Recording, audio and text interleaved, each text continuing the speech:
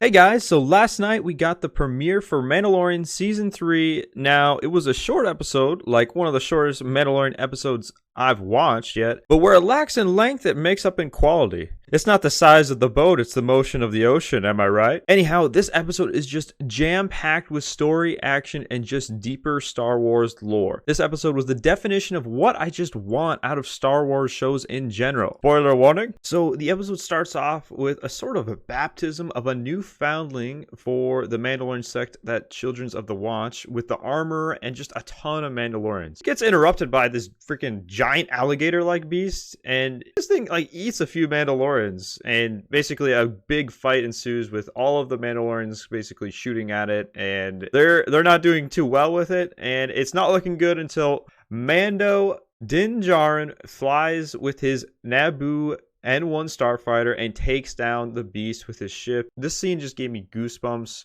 when they played his theme with the music. It was just so good when he gets on screen. And after defeating the beast, he talks more with the armor and how he still needs to go to the mines of Mandalore to become a Mandalorian once more, since he lost that privilege when he removed his helmet. After talking with the armor, Mando and Grogu leave the Children of the Watch and enter their ship once again, and they enter hyperspace to get to their next destination. Now, we get a really cool shot here with Grogu looking out into the hyperspace, and he notices an interesting creature outside traveling with them. And this is just where we get a really cool large shot showcasing the Purrgils, the same beasts that show up in the show Rebels that Ezra calls upon to aid him in his fight against Thrawn. Now, it's just super cool that they add this in here, and it definitely has got to be foreshadowing of the Ahsoka show and Ezra potentially showing up later down the road. You know, I'm not sure if we're going to see him in this season of The Mandalorian. Maybe we'll see Ahsoka, but I would have to put a bet on for sure that we would probably see Ezra in the Ahsoka show later this year, but we'll see. I mean, this episode was just so wild. Anything could happen. So after this, they exit hyperspace and arrive at their destination on the planet of Navarro. It's here where Din and Grogu meet up with Greef Karga, and he tries to basically convince them to settle on Navarro. And Navarro has become like a great trade planet, and they're just making tons of credits there. And Greef shows them like basically a parcel of land where they could live on. And Mando could potentially work as the sheriff of the town per se. Now, Din informs him he's not really interested, and they're kind of here on business. So they start walking the town together and talking more, and they run into a group of pirates. This quickly turns violent, with Din having to step in and gun down 4 of them, and Greef lets the last one go to basically go tell his boss that Navarro is off business to pirates and doesn't want to deal with them anymore. And after this skirmish, they go by the old statue of IG-11, the droid from season 1 that originally was thought to be destroyed in that lava river. And his parts, don't get me wrong, were worse for wear. They try to fix him up and they get his front half working, but the droid reverts to its original model's purpose and tries to terminate Grogu, essentially. So they kind of a scary but also funny little fight ensues. Din has to toss Grogu to Greef, and they deal with the droid, and after making it no longer operational again, Greef leads Din and Grogu to a group of experts to fix the droid, which is just a bunch of funny Babu fricks basically. And this part is just really funny, and Grogu tries to grab one of them and acts as if it's basically his pet.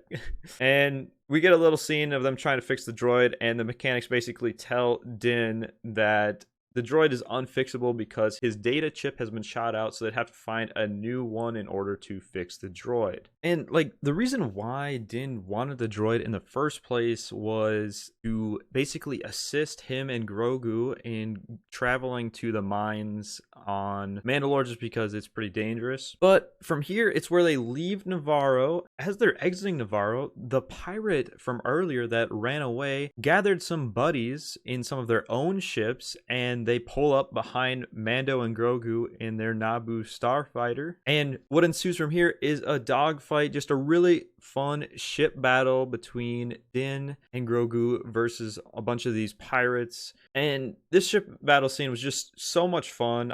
I really loved the music. It was like the Mando themed music mixed with original trilogy, which was just perfect for it. Just so Star Warsy. I mean, man, it was just so much fun. And after they dealt with some of the smaller ships, they run into the main kind of capital ship of the pirates where the big boss is, and we get a scene with and see the boss of those pirates who kind of looks like that one villain from the Pirates of the Caribbean. And yeah, Din is like, all right, well, we're getting out of here, and he just uses his ship's thrusters to speed past the ship and get out of there. From here, the episode basically ends with them going to the planet Kavala, where a Mandalorian castle is located. And they pull up to the castle, and it's none other than Bo-Katan waiting on the throne there to talk with Din. Din kind of inquires about like the other Mandalorians and that capital ship, that because the ship from season 2 that they captured, they let the Bo and her Mandalorians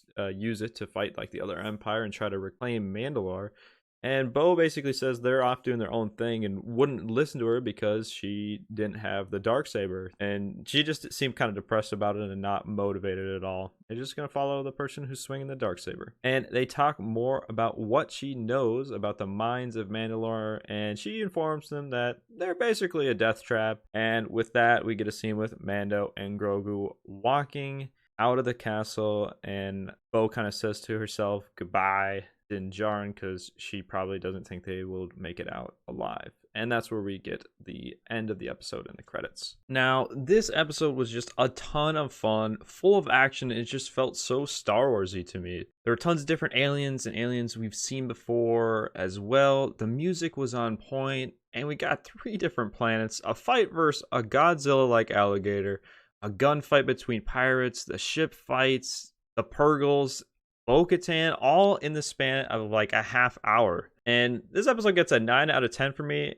and really only gets that score for being short, but also to make room for what I expect to be even better episodes for the rest of the season. And I just gotta say, like, another reason why this episode was so good, it was just not predictable at all. The only thing I like correctly predicted was them visiting Navarro, like those scenes, but there was just so much more to it.